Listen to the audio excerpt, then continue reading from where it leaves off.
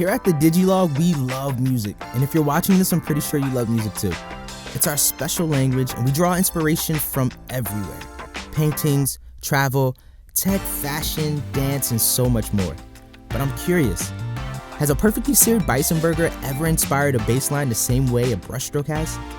Would a creamy spinach stuffed salmon and garlic butter inspire a breathtaking melody?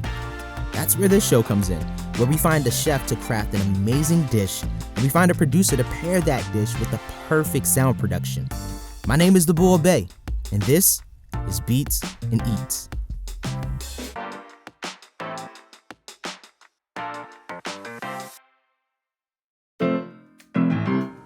This is Noah Tanen, a young, energetic Philadelphia-based chef that buys organic, shops locally, and has a quickly developing audience filled with people that cannot get enough of his videos filled with colors, food, flavors, and off the beaten path ingredients.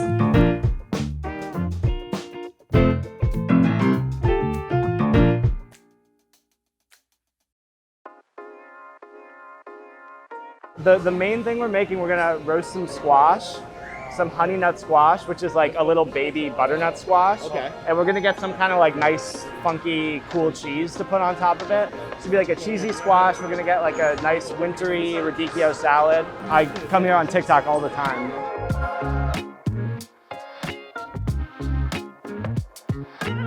To me, it's a little sweeter and like more succulent than a regular squash.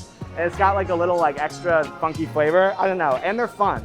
They're just so fun and like cute and cool to work with. It's a little baby butternut. It's a honey nut.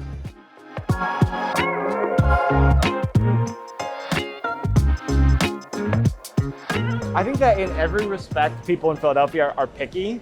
Right. And they're serious about the quality of like the music, the food, the whatever it is. And I think that it just leads to like a culture of having access to really, really good ingredients, and also like it's like a really strong, robust like local music scene and culture, and people are like feeding off of each other, and it's the same thing with food, I think. We are feeding off each other. All right, so what do we have? Okay, and here we have some honey nut squash. Right. We got some radicchio. Right. We're gonna roast the chicken too. We decided that we got some sort of fresh herbs and lemon and garlic to throw in there. We're gonna have like a little nice meal. I think We're gonna make a little magic, and then we're gonna add some music. It's not like one of the more aggressive gourds.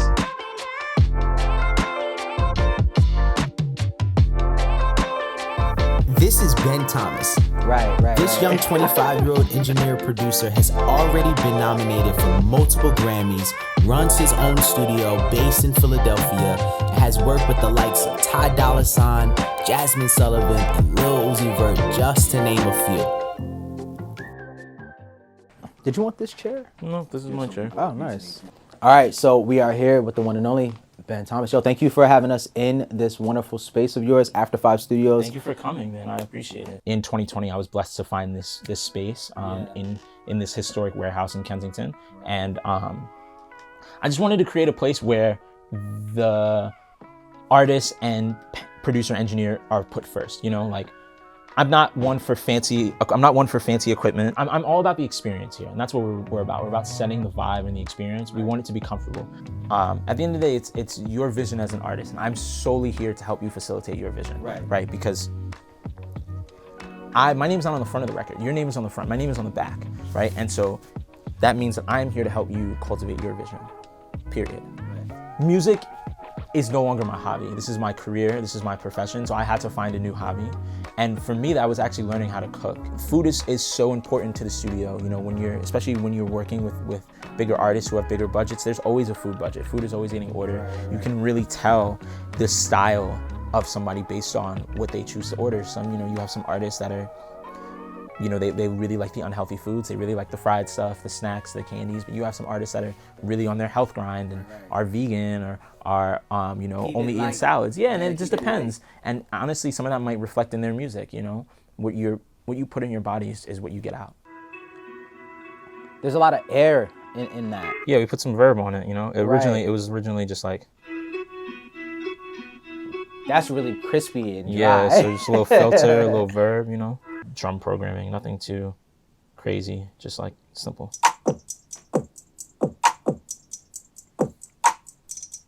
I think it's all about the accent hi-hats, right? Like these ones, like. Ooh. And that's like, I think that's a different sound. I know it's the same sound. Usually I'll use a different sound for the accent, just to give it that little rhythmic variation, and that's the whole thing, really. And would you call that piano, like the basis of the beat? Like what's... Yeah, the basis is definitely this Rhodes. And that's where everything is built around. Yep. Anything else we want to ask? We're probably good because we are going to do the car. Gotcha. Yep, we're going to do the car stuff. You want to get some more B-roll because there's a podcast room.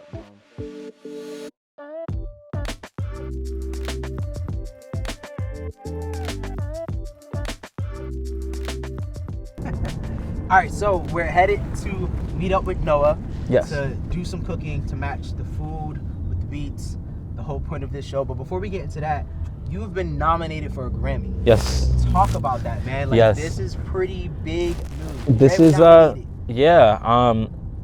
This has been the one accomplishment, one tangible accomplishment that I've really wanted my whole career. For it to be on an album of the year with Justin Bieber is beyond my wildest dreams. I did not see this one coming. And how does that musical legacy play into some of the production that you're working on? Yeah. Because you're not just an engineer, you're producing. Yeah. We have the best musicians in the entire world are from Philadelphia. Right. There's not a major artist that's on tour right now that does not have somebody from Philadelphia in their band.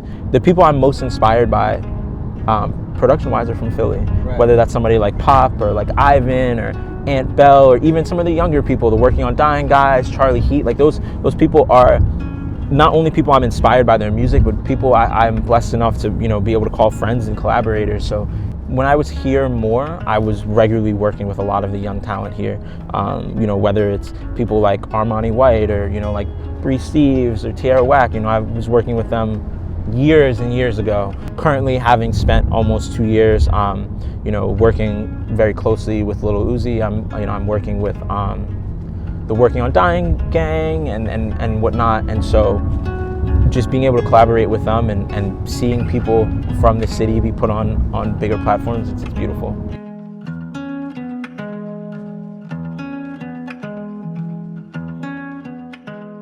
All right, so we are in the kitchen with Noah. He's cooking up.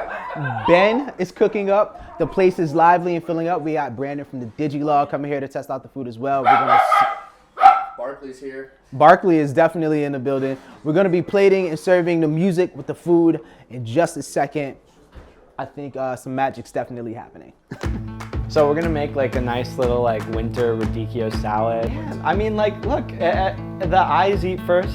This salad sort of has these like dark, warm, like radicchio is just like such a beautiful base for a salad, and the cranberries kind of play off that color. Right. And then these are toasted almonds, and they're like just like a little brown, and they add that like warmth. And even this cheese has that kind of like beige-ish hue to it. Like everything feels very like warm, autumnal.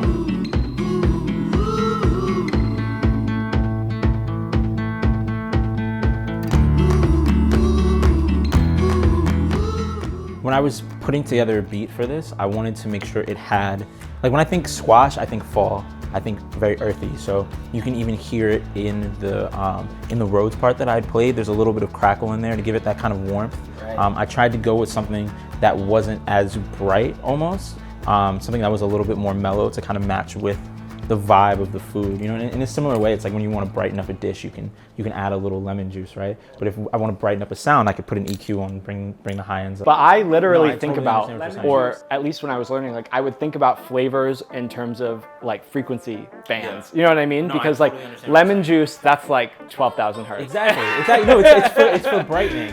Right. And this radicchio is so bitter. This is like 1,000 hertz. Like this is like really like mid-rangey, like in your face. Like you kind of have to temper it, but if you can frame it the right way and balance it in the right way, like it adds a lot of like punch. I think that's something that's kind of that we can draw a parallel between cooking and music. It's all about balance, right? Yeah. Like when I'm mixing a song, it's all about balance.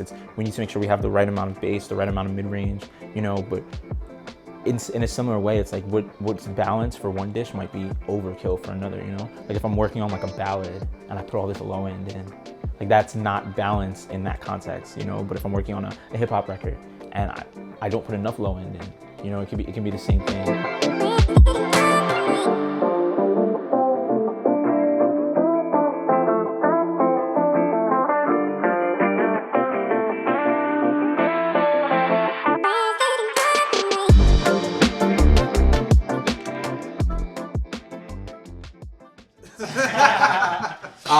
In any case, a quick toast. Glasses up. Thank you for the hospitality. Thank you for everything. Honestly, I'll gush for hours and hours, but thank you so much. Cheers.